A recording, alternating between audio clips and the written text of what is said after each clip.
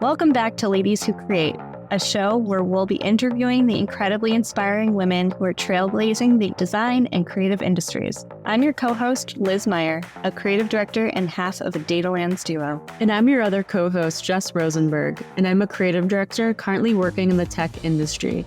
And welcome to Season 2. We are so excited to be kicking off this new season on a day that couldn't be more fitting, International Women's Day 2025. This show has always been about celebrating creative women, sharing their stories, and building a community where we lift each other up. So launching today, it just feels right. We've got an incredible season ahead, and we're starting things off with an absolute powerhouse, Rachel Gogel. Rachel is an independent creative executive who has spent her career shaping design at some of the biggest names in media and tech, from GQ and the New York Times to Facebook and now Airbnb. She's a leader in fractional creative leadership, a passionate mentor, and an advocate for more equity in design. In today's episode, we dive into Rachel's journey, how she rose quickly in the creative world, why she went independent, and what it really means to design your time. We also talk about the challenges women face in creative leadership and how Rachel is working to break down those barriers. This conversation is full of wisdom, career insights, and real talk about making your own rules in the creative industry. So whether you're looking for inspiration, rethinking your career path, or just here to celebrate amazing women doing incredible things, this one's for you. Let's get into it. Here's our conversation with Rachel Gogel. Well, we are live. Thank you, Rachel, for spending time with us today. This is our first episode of Season 2 of Ladies Who Create, and we're so excited to have you here with us. Thank you so much for having me. I'm really excited for the conversation. Yes, we are too. I think on everyone's mind is fractional design. It's not part-time. It's not running an agency. It's not necessarily being a freelancer. I'm noticing definitely a lot of people explore this path, or at least ask a lot of questions. There's a lot of curiosity about what the fractional leadership world can look like.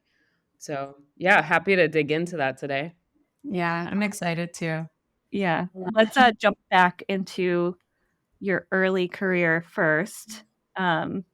You grew up in Paris, right? Yes. So there's so much art and history and culture. Did you ever feel like living there and growing up there sparked that moment for you that you decided to become a creative?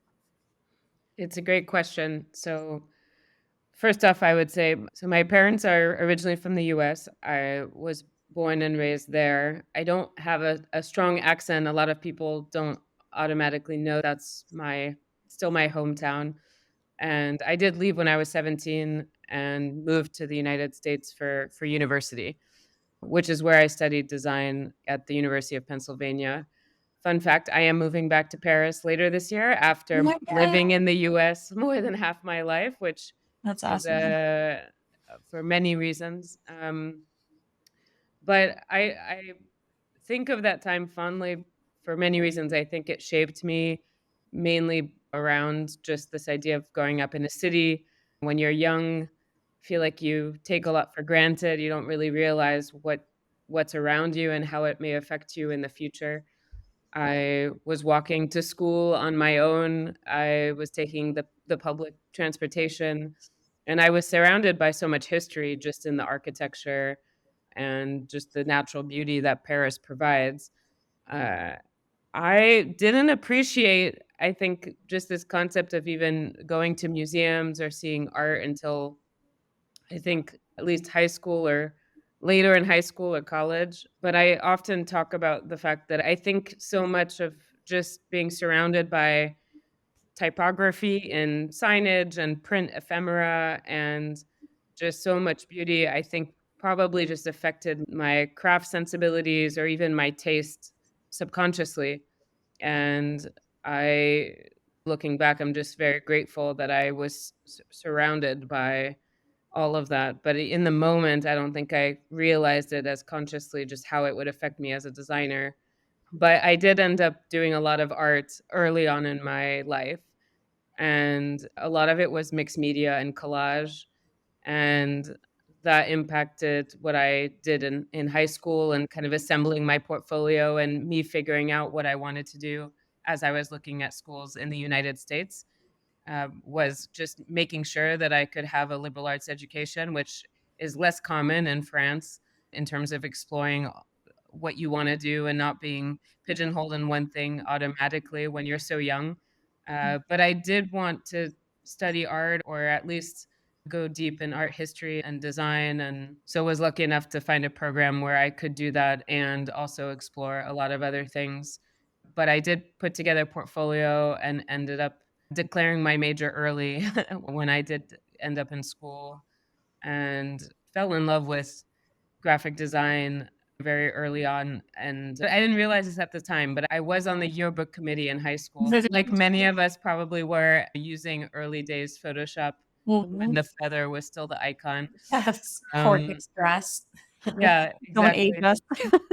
Yeah, and submitting cover designs for the yearbook and just experimenting and playing and asking a lot of questions. And so again, I think so much of my upbringing shaped me. There was so much in this, the being in that city, being in Europe, but then also I was exposed to a lot of cultures growing up thanks to my dad's job. It allowed us to travel a lot as a family when I was young, actually mostly around Asia, less so in Europe.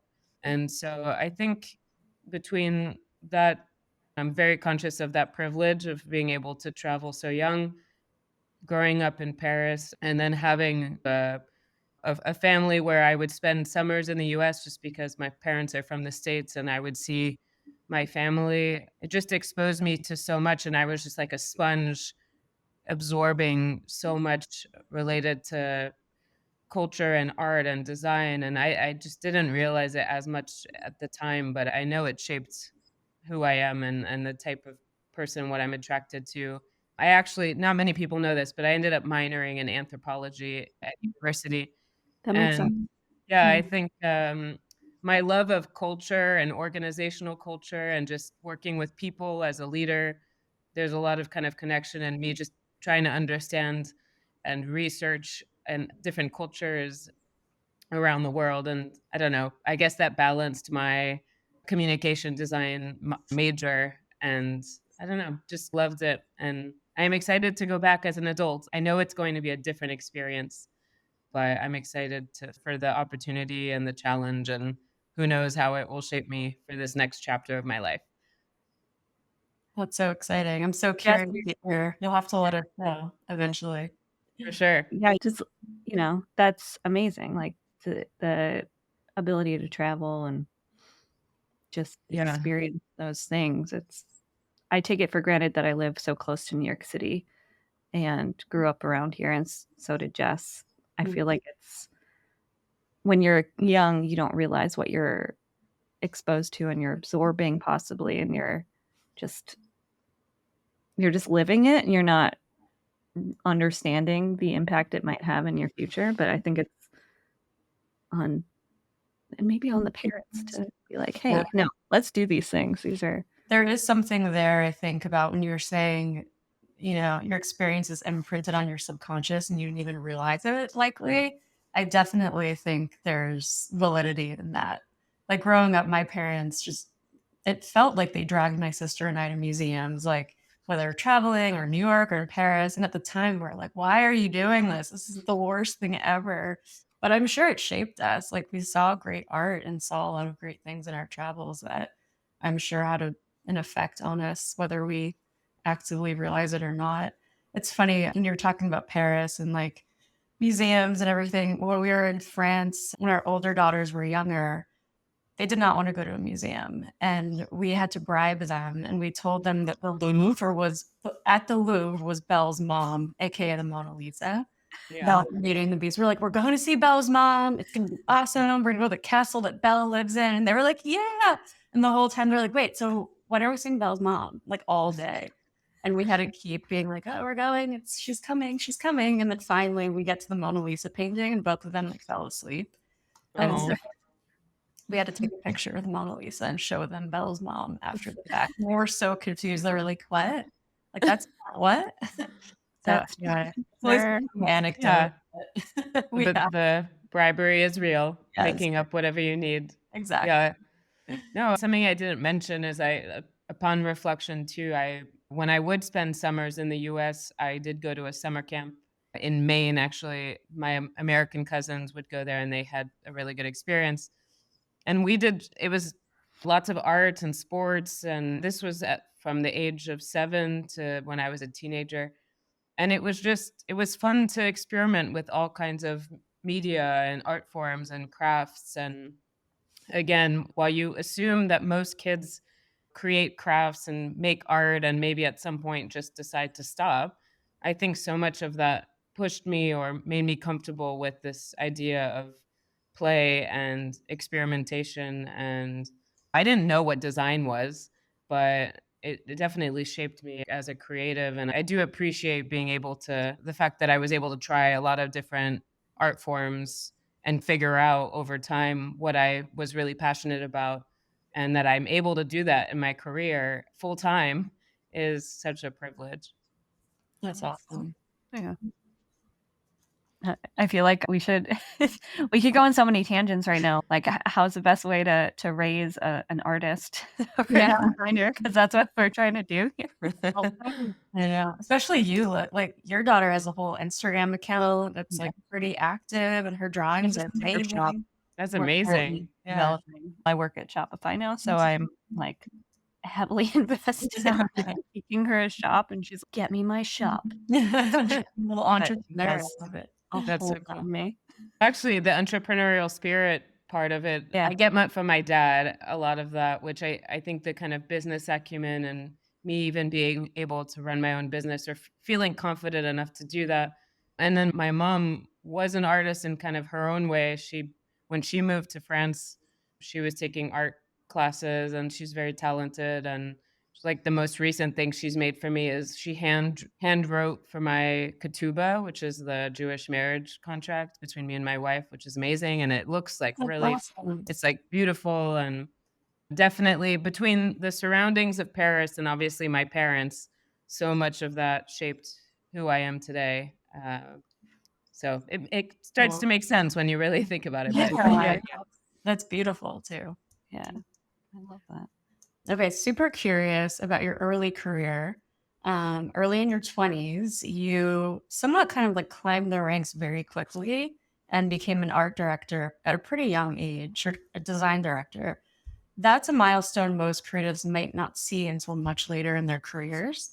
Can you maybe take us back to that time? What did it feel like to rise so quickly? And how did you kind of navigate those opportunities and challenges that came with the role? Sure. So I would say I graduated college without a job, just to set the scene. It was the recession. I could not find a job. Like I looked everywhere there was a hiring freeze.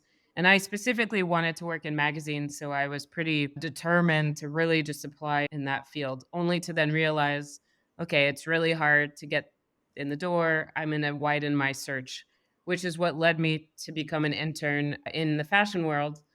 I was working for Diane von Furstenberg's studio in New York at her store in their like marketing art department, which was supposed to be a 4-month gig, but I loved it so much that I extended it, and it allowed me to interview on the side so that I could really figure out what I wanted to do next.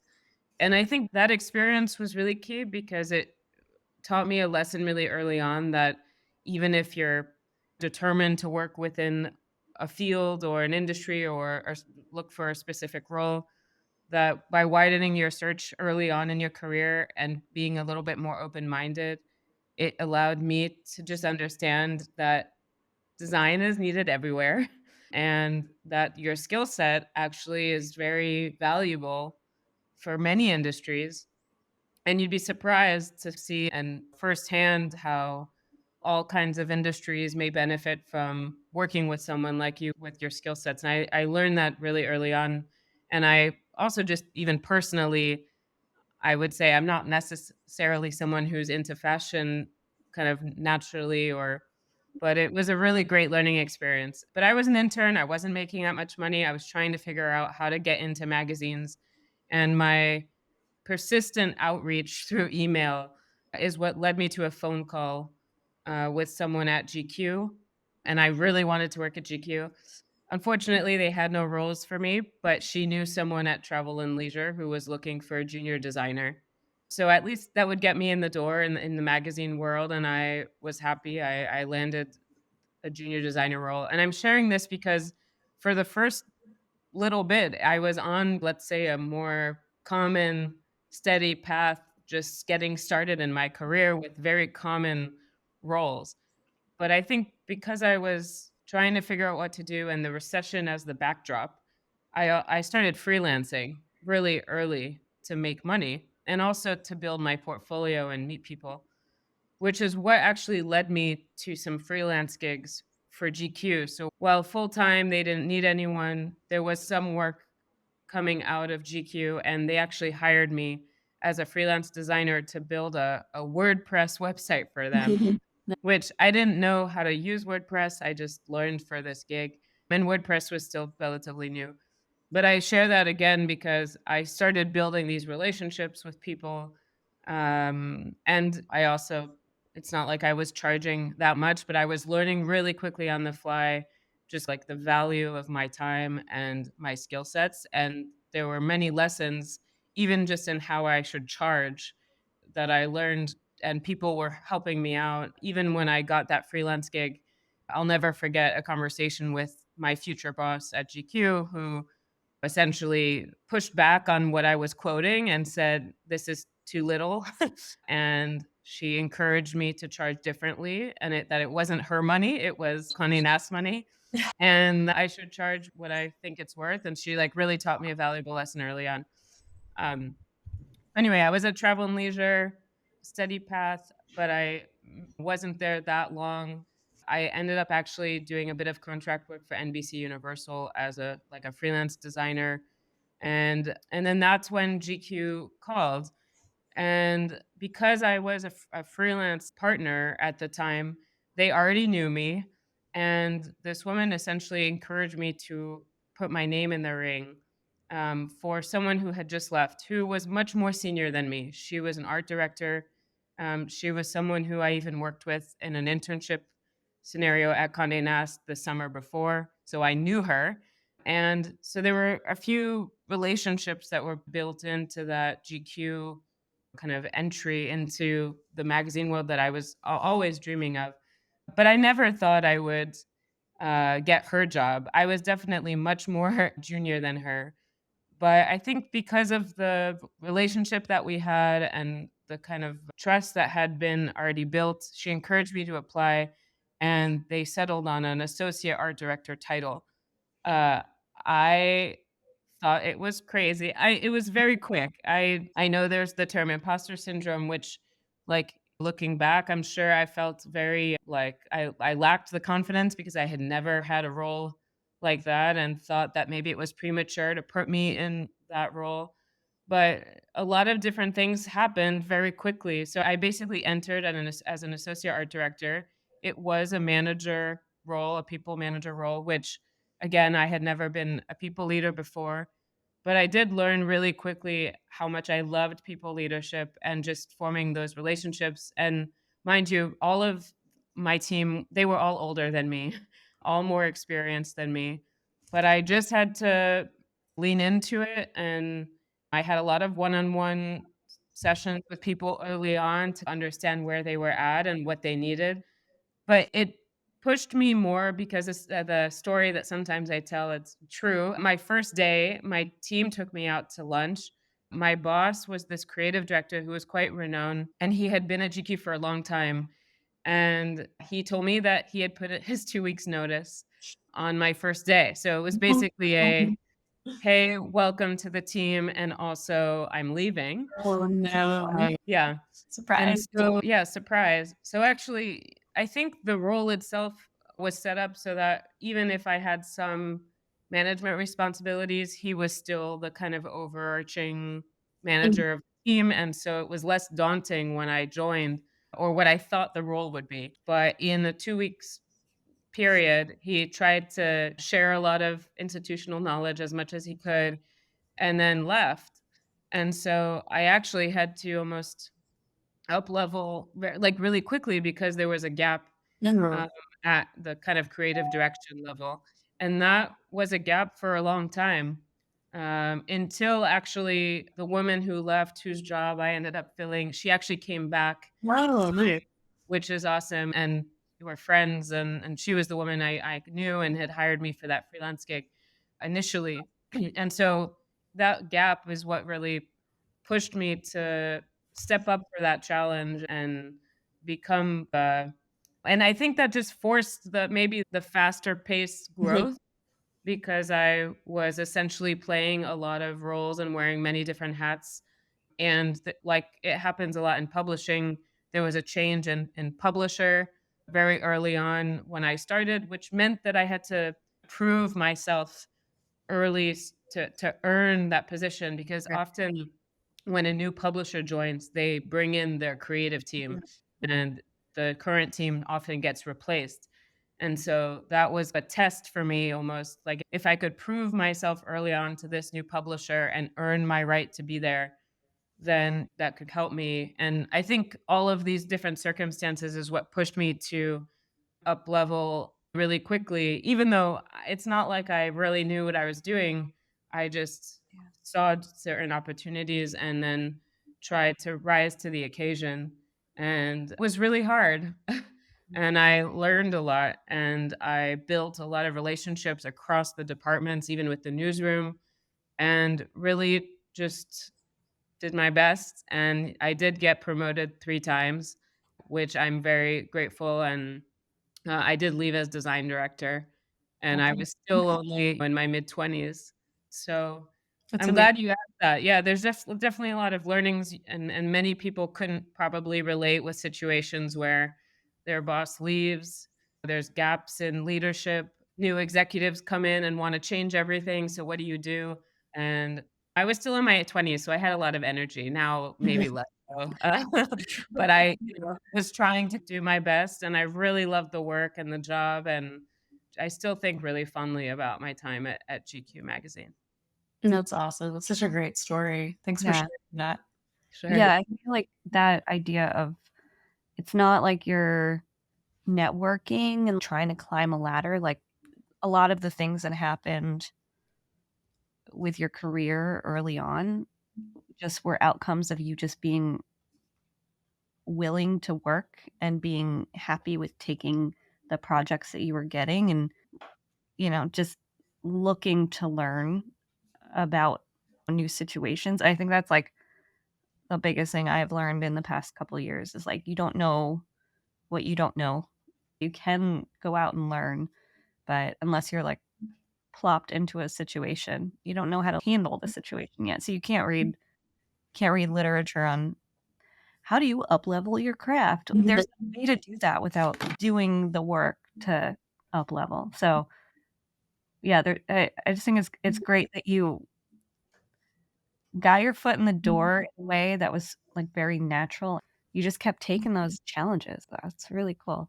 Yeah, I feel it was also just an interesting time in publishing. There was the rise of interactive print. Tablet was the hot new thing. Everyone was racing against the iPad thinking it was gonna take over. And then the mobile phone and obviously that penetrated the market and then was really exciting, but I think that was really the job where I realized how much I love the intersection of emerging technology, culture, and design, and how that would impact companies. And because of those personal interests of mine, I would try and understand what was happening in culture or technology, and then try and bring that back to my company or to my role so that I could help figure out where we need to be. And so it's possible that that curiosity of mine that was just like a personal passion and kind of bringing that back to the job is maybe contributed to my role developing the way that it did just because I was trying to bring a lot of innovation or newness to how we could do what we were doing, which I was on the marketing side of GQ and really trying to push the quality of advertising and what's called, or at least at the time, advertorials, like up-leveling how advertising should That's look and bridging the gap and like even introducing a table of contents for ads. Like that obviously was never a thing.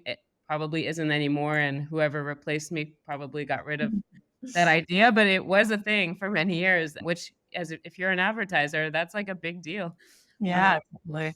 so anyway, really so much fun, and I think back to that time, and it was the definitely the golden age, or one of the golden ages of print, and just working at Condé Nast, like during the glory days, which I know that things have changed a lot since then. That's Yeah, awesome. I was a freelance illustrator during that time. Awesome. We might have worked together or something because I did a lot of advertorials and a lot of infographics and Amazing. such, I and wanna figure out if, like, our past lives were connected. I'm sure in my emails or something, or at least in my husband's I was email. I was in advertising during that time, specifically like interactive art direction. And it really was the golden age for advertising then too, because campaigns were shifting from like traditional media into the digital landscape. So I Mhm. think a common theme for like the early 2000s was like things were becoming more online, and agencies and publications were figuring out how to make it work and how to make it creative. It's definitely a fun time. And the Yeah, budgets were not bad for freelancers, It so it was, really, like, livable. Like, you could right. actually live on the totally. What Yeah. happened? I will say this just even thinking about that time, it is worth noting. I think because of the fact that I got the role that I did at GQ and then my career started to fast track, certain people were reaching out to me asking if I had similar other designers who maybe had a similar background, and that they were asking for referrals often. And it Mm. became a little overwhelming, and I was busy, and I decided to run a newsletter for many years to help people get jobs, mostly in the magazine industry, actually, on the kind of advertising marketing side. And it was called Creative Jobs, the list, which I know is very original. And the concept was that if you had the link to this newsletter, it was all kind of word of mouth. So I started with my friends, and then if you had that link, you could subscribe your other friends. That also, I think, just organically grew my network, Yeah. because first of all, I wasn't charging for this newsletter, and I was not taking a cut if you got a job from it either. So it was just an Awesome. altruistic way of helping people get jobs and removing the middlewoman from the Mhm. equation, because Mhm. it would be like the title, your description, and then the email of the person directly, and not like you going through a recruiter or career random email address or anything like that. But that for years Hmm. actually opened many doors for people, and I ended up meeting just a lot of people through it, and I didn't realize that at the time. That was not for that purpose, but I think just again that even for me now as an independent, there are people still that sometimes say, "Oh, I once received your newsletter." Mhm. You never know how, like, things happen, and That's so it cool. was that newsletter that actually got me the Facebook job and why I moved out to California, 'cause one of Wow. the subscribers was someone who eventually 6 years later became a Meta employee, and he put my name in the ring for that job. So you just never know. Yeah, Karma. totally. That's so awesome. I love that. I found similar anecdotes with like this podcast. I was judging like a one show, like a local one show portfolio review thing in Austin recently. Cool. And one of the students, she's like, "Oh my God, I'm such a fan of your podcast." And I was like, "Oh my God, thank you." Like it was just so surprising to hear like the reach that this show has had, especially for women. And so it's definitely one of those moments where, it's cool to hear when people are paying attention and listening and that I you've love that. yeah. Yeah, I love what you both are doing. I will say, just like on the record, I love that you started this podcast, and it's so important to tell these stories. And the fact that you've only had one season and it's already reaching people in a lot of places, it's really cool. So I'm glad to be here too. Thank you for Yeah, having me. too. Yeah, of course. well, you wanna talk to people that are inspiring to us, so we assume we'll be inspiring to Yeah. other people because we've I don't know, we all have these paths that we go down by ourselves and try to navigate our jobs, our lives, our families, balancing all of it. It's like everyone else has these same struggles too, but we're just not really talking about it because if we show any vulnerability, we're seen as weak or something, but it's That's not what it is. We need support and community, and we need to hear the stories of other women that have also done the same annoying things that we've had to do and feel less alone. So Yeah, I feel that, especially as a solopreneur. Like, I don't have a business partner, I don't have a team necessarily full time. Like, that community is so important. And it's conversations like this and one on one conversations that I have, or even with clients or other people I meet, you realize like how important it is, and that actually it's all around you. You just have to look up, and sometimes obviously it takes a little bit of effort, but there's so many people going through similar situations. it's Yeah. a lot. I know you mentioned fractional earlier. I don't know if Yeah. that's the best. I'm so fascinated I by would love to pivot into that. And you said something when we were emailing the other day that literally have not been able to stop thinking about because it totally shifted my perspective on how you define fractional leadership. And it was around designing your time. And that the fractional part is actually just one fraction of your overall time versus like a freelance creative director. I'd love Mhm. to hear more from you about how you define that and how fractional consulting is just one part of your career in addition to many other things that you do. Sure.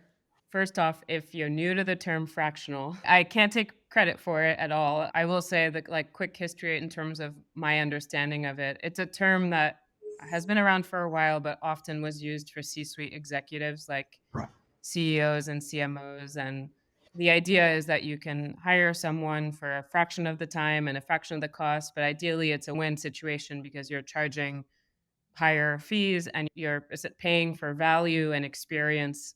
But a few years ago, I had noticed someone use the term on LinkedIn in my field, so more in the kind of creative leadership, design leadership space. And it sparked something for me because I started my practice in October 2020, and I struggled to figure out what to call myself. And I use the term independent design executive most often, but I do a lot of work in a fractional capacity. And I but at the time I thought I was clever by coming up with titles like independent creative and culture officer, playing on the acronym CCO. No one understood what that meant. It caused a lot of confusion. People thought I was an HR. Like, it just, I don't know. I will say, I was conscious early on not to use the word freelance because to me, freelance felt more relevant to the earlier part of my career when I was actually freelancing. Outside of my full-time job, I would take on gigs, and that was freelance. And sometimes when I bring that up with other friends more at my level now, if they're using that term, I try and understand like why they're using it, or because I often will say I feel like freelance feels a little bit more like a side gig, Mhm. or maybe you're a bit more junior and you're just starting out, or it's something that you're doing in addition to your full-time job. But I can understand if clients see it as, okay, that person's a freelancer, generally as a term that's something that's different than being full-time. Maybe you can say that because you're self-employed. But I very early on did not use that term. It just didn't feel right for what I feel like I'm offering and what I'm doing, knowing that this is my full-time gig now. Yeah. So yeah, I really did struggle to figure out that positioning, but the fractional term unlocked so much. And I have seen it change now, like ever since I started using the term. A lot of people, whether due to layoffs of middle management layers or just more people taking that step into self employment when they're more senior and want to do a lot more kind of strategic thought partnership with clients. I think I've just seen the term get adopted more and it's more easily understood, but it's still not adopted everywhere. I still get a lot of questions about it, but just in a quickest way of describing at least what I do for fractional, and then I'm happy to talk about this designing my time concept. But often I will say I can help companies through a transitional period or be leveraged as a cost efficient way to introduce a lot of like top tier, like senior thinking into an organization. And it really can be for whether you're an early stage startup founder or even a very resourceful hiring manager. You can relate to the fact that it takes a while to find a full-time design leader for your long-term needs. Like it can take anywhere between 4 or 5 months, even longer. And so once I figured that out and again, like looked back at my career, I realized that I was really attracted and honestly thrived in times of change, like at that inflection Mhm. point for a brand where something's either broken or something doesn't exist and I need to help build something. So for all of those jobs that I had full time, I loved the kind of building of a team. Like when I was at the New York Times, that was the idea. I helped found T Brand Studio, which is still around today. I was their first creative director. And I loved when it was like something that doesn't really exist. You're planting the seed, you're rolling up your sleeves, you're building something, you're identifying the resources needed for the team to thrive and to scale. But once it gets set up and things are a little bit more on autopilot, I tend to get bored. And I realized that about myself. I know there are a lot of people who prefer the later stage of when something is a little bit more formed and there's a process and it's working but I like the earlier part. So fractional leadership is really a flexible model where organizations can engage like more seasoned professionals to drive, in this case, design initiatives or brand initiatives for a fraction of the time, hence the term fractional. Mhm. And often it can be part-time or it could be per project. And I feel like I've now have done it a few times where I feel like I can provide a range of benefits and I hopefully can provide a lot of value. It's been a great experience in figuring out that sweet spot for clients, even in terms of how much time that engagement should be, how much I should charge. And usually I end my engagements by helping hire my full time replacement, which Mm. is this incredible. Mhm. I do end up kind of offering some kind of sourcing or helping them with the interview loops or being Well, that person that can gut check if that full-time person is can do the yeah. job and even train them as Mm. they get started, which has been really fun. So, usually it's a lower commitment solution, but with a great return on investment, essentially. Yeah. What kind of like deliverables do you typically provide, like in order to feel it that the engagement has been like a success for everybody involved? Do you s- is it like setting up a team, making sure everyone is up to par? Is it like setting up all the docs and the project management? I don't know, operational. Um, it's a great question. I will say the quickest answer is that it depends on what they need in that moment in time. And so I'll usually quickly diagnose what's needed Mm, and then propose that like within the based on that first conversation with whoever's hiring me, whether that's the CMO or someone else, that'll be baked into the proposal. And I usually frame it as potential impact areas Mm. because it'll change. And then depending on if it's a project fee or hourly or something like that, it's very flexible, which was part of the draw that it's not always clear what the deliverables are, but that there's trust in the kind of because I'm more senior that I'm using my hours efficiently and wisely and only focusing on the things that I think rise to the top in that moment in time.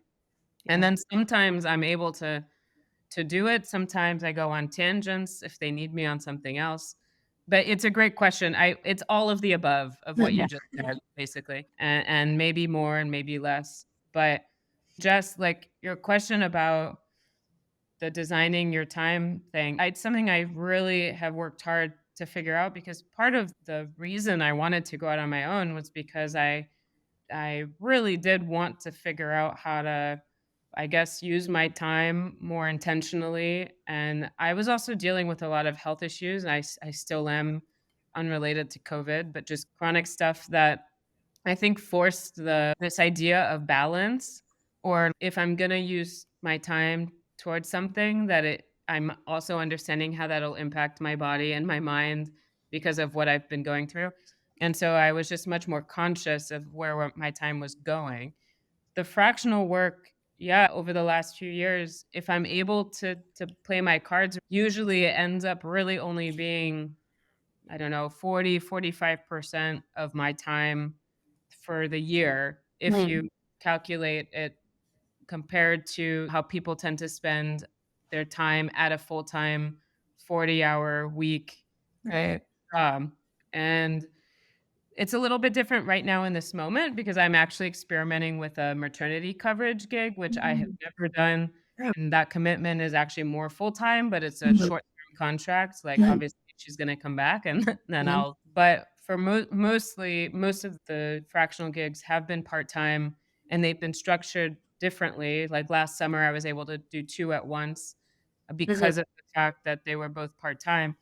And so I'm really living this idea of taking fraction literally because it Yeah. really is only a fraction of where my time goes. And that's because Right. I'm charging enough to make the hours be more efficient. And then it allows me to do all these other things that I to me are very important and contribute to my career. So I'm a part-time adjunct at the California College of the Arts in their MBA design strategy program. Actually, this semester I start on Sunday. Right. But That's so cool. I didn't know they had that. I know it's super cool. Yeah, it's been a program. I think it's been around for about 16 years or Okay. something like. I didn't know it was There, long. and it's been around for 16 Or years. at least they're in their 16th cohort, so I'm just Mm. assuming. That's amazing though. That's my I'm Yeah. always like, "But should I just get an MBA to understand This what's the yeah. next step?" Totally. This program is very interesting in that it's a low residency program, so you can have a full-time job and Mm. do this, which I find really interesting. But yeah, I've been able to make time for that again, which I used to teach when I was in New York, but it would be like after hours at SVA. But it's nice to feel like I can make teaching part of how I live my life and not have it be squeezed in as an after hours thing. I do some speaking gigs, which also over the last few years, I'm able to charge, and that it's a obviously a smaller income stream, but it's still something. If anything, it's more about building community and just yeah, it's been really fun to be able to meet other speakers and also just hear what everyone has to say and what's on their mind. And that, again, also impacts like other ideas that may spark things that come back into my work. Um, and then I do a lot of mentorship and volunteering. I was sitting on a board up until last summer for the AIGA San Francisco, and I do a lot of mentorship through different platforms like ADP List and Mm. others. Mhm. And again, that's like part of my day job, like my business hours. And then just over the last maybe year and a half, I've dipped my toes into writing, which I didn't study writing or would see myself as a writer, but I have always tried to share about what I'm doing, or I guess what a lot of people would call thought leadership. I Mhm. write a lot on LinkedIn. I've been very transparent about how much money I make per year in these kind of recaps at the end of the year, which I still have to publish my Yeah, I was wondering, 2024 I was one. like, "Whoa, I don't think I saw it this year I last year." know. I'll send it to you when I'm a little behind. But those posts have been so helpful, just like for Really incredible. I think for anyone in their early career to, I don't know, where I am. For Yeah, no, for even later career, like, when I was Yeah. freelancing for a minute before joining Jasper, I was like, "What do I charge for a rebrand?" I Yeah. have no idea. I remember I even was, like, talking to you about it, and it's something that I'm sure must come up with you a lot. Like, do you get asked often, especially by women, like, how to negotiate and what to charge and yeah, so the much. I wish I could say that the men are asking me the same thing, but it's mostly mostly women. And I'm anytime you want to talk about money, the value-based pricing, how to negotiate, I am down. That could be an episode in and of itself. Yeah. Yeah, Let's do I it. Yeah, I Too. guess something I'm just always committed to is many things, but like gender equity in the design space. There's still a lot of progress that needs to be made at the leadership level, But yeah, and then pay equity or parity just in terms of how different genders tend to charge today. And I just feel like there's a lot of shame or embarrassment around charging more because they think they'll look a certain way or get pushback. And I often remind them that I'm sure, I don't know, a male counterpart would be just fine charging that much. And look, I'm still learning. Like it's possible that I'm undercharging or undervaluing what I'm selling, but I always try to charge more, like, every time I pitch something and just see and wait until someone says no. I'm obviously doing my research and trying to understand the kind of market so that I'm not charging something that feels unrealistic, but it still feels like a space that could use more conversation so that there's more transparency and people are charging more because if you are, then you're helping the entire industry. Yeah. Um Yeah. But yeah, just to close on this, like the designing my time point, that I really try and talk about that all the things we just discussed, like writing, consulting, mentoring, speaking, teaching, it's this Venn diagram essentially where if I'm able to do all of those things, even if it's not like I'm spending the same amount of Mhm. time towards all of those areas, but if I am able to do that all, then I am happy. Yeah. And I feel fulfilled. And if there's some things that sometimes take a back seat, obviously that's very natural. But if I am able to do most of that during like business hours, Yeah. then that's my job. That's my career if I'm able to do all of that. It's not just the what makes me the most money or the fractional work. And I think a lot of people assume that you have to be self-employed to find that balance, and the reality is that's not true. Like anyone can design their time even if they have a full-time commitment. It will be harder Yeah. because more of their time is dedicated to a full-time job. But it doesn't mean you can't try and design your time outside of work to go towards things that you really care about. And obviously, I say that understanding that there's certain circumstances, like if you have kids or you're taking care of an aging parent, or sometimes obviously your time will go elsewhere. In my case, it's my health. I go see doctors. I do a lot of other types of things to make sure that I feel good, and so lots of self care. Mhm. But yeah, so I really encourage this concept for everyone. And I think a lot of people are still searching for that purpose, especially post COVID. We're seeing this, even though it's been a few years, we're entering year 5. I think there's a lot of conversations recently, even where people are tired, they are questioning where their time goes, and they're maybe more willing to take a risk and just see if it's something that they can do. I get a lot of questions about just what it's like being self-employed or going independent, and so you can tell there's an increase Yeah. in curiosity. Yeah. It obviously depends. Not everyone can do that. Yeah. Well, I'm sure you are an inspiration to many. So Yeah. thank you for continuing to share your story and your insights and being so open and transparent about it. Yeah. Thank you Always. so much. Yeah. I do think we should plan a part 2. Yeah, I I'm just think there's a No, lot we ran more out to of look time. at. I know. Maybe after you post your 2024 recap, Okay. do a Deal. part 2 and just like dig into all of the like pieces of the pie and Perfect.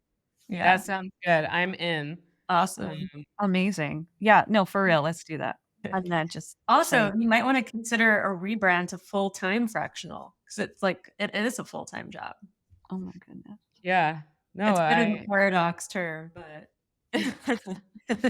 yeah, it's Yeah. actually it when I listed my Airbnb gig on LinkedIn, I kept going back and forth on how to call it. So I'm using the word interim Mm, creative director, and mhm. it just felt again like I see a lot of the fractional gigs as maybe being more part-time just Mhm. because of the literal interpretation of fraction. And in this case, it is taking my, like it's like a full-time job. It's just a short-term contract. Yeah.